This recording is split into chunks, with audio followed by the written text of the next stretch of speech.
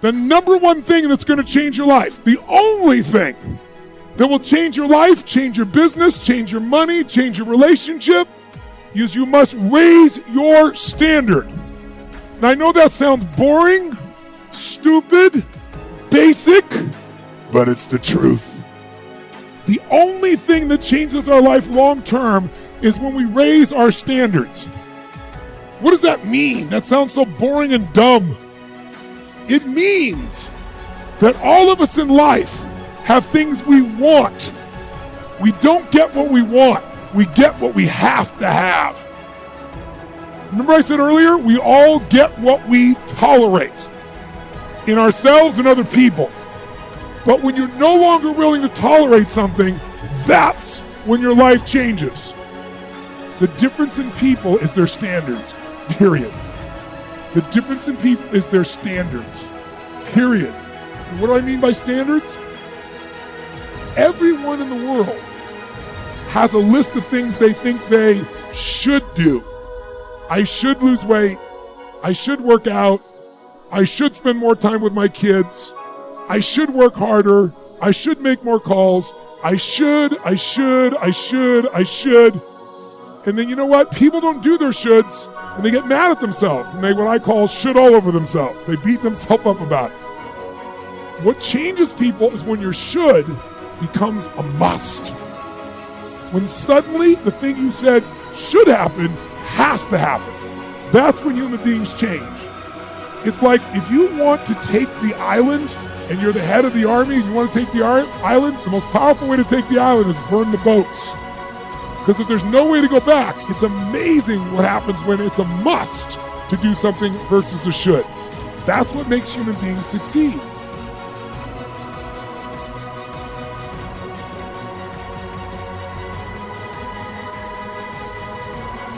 Taking responsibility for your own life. Taking responsibility for whatever happens to you. Knowing that you have consciously made the decisions that are now affecting you. Knowing that what is happening now, today, is the direct result of your activity, what you did yesterday. Self-reliance is basically counting on yourself. Now, being self-reliant doesn't mean you can't work with others or trust others. Self-reliance means counting on yourself, trusting yourself, being confident with yourself, being responsible to yourself, trusting your own instincts, trusting the conclusions that you have developed from your study of experiences and philosophies, taking the credit that is due you, learning from the mistakes that you have made, being self-reliant.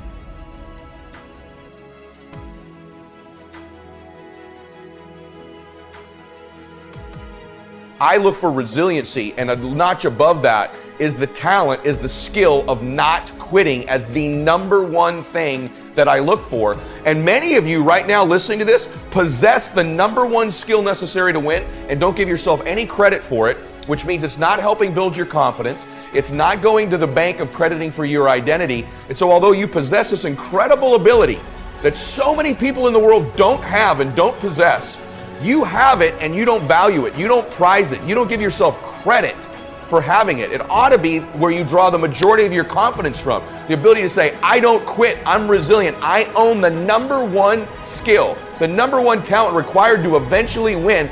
I already have. I can't quit. You'd have to kill me to get me out of chasing my dream, right?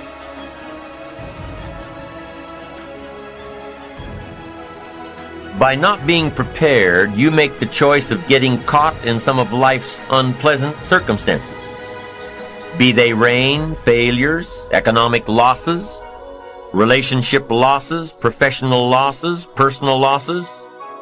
By not being prepared, thinking ahead, it's your choice. Now here's the other side of it. By being prepared, you increase your chances of success. You increase the likelihood. By being prepared, you increase your chances of success, of seizing opportunities when they come your way, of being ready within yourself to take advantage of once-in-a-lifetime situations. Some people tend to blame others for their mistakes, blame others for their failures. Somebody says it's not my fault the report isn't done. So-and-so didn't do their part.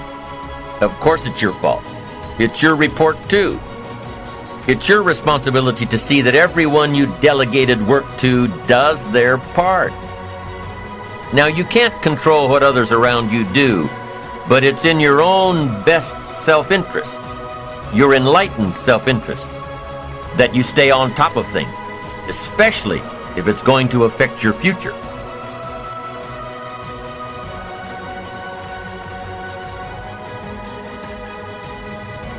All have different talents, skills, and abilities. What's the one they all have? The ability to stay present, the ability to stay in the fight, to have not quit. You think, well, that's not a big deal. Really? Because as I've been talking, millions of people made the decision to quit on their dream, just as I've been talking to you. The rest of the day, millions more will. Tomorrow, millions more. Every day, literally millions of people quit on one of their dreams, their dream relationship, their dream business, their dream body. So quitting has become the #1 habit in the world by people that end up losing. And I'm telling you, it happens every day, every second, everywhere. Just the fact that while I've been speaking, you're still after your dream, you're ahead of them. You don't give yourself enough credit, because eventually what I found, it looks like winning's this huge competition.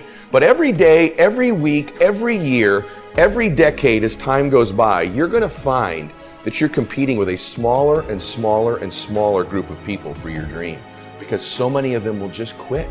And by the way, many of them that quit will possess talents, maybe even gifts you don't have. Their incredible ability with people, their incredible strength, their incredible brain, and they'll quit with all this giftedness, but you got the talent.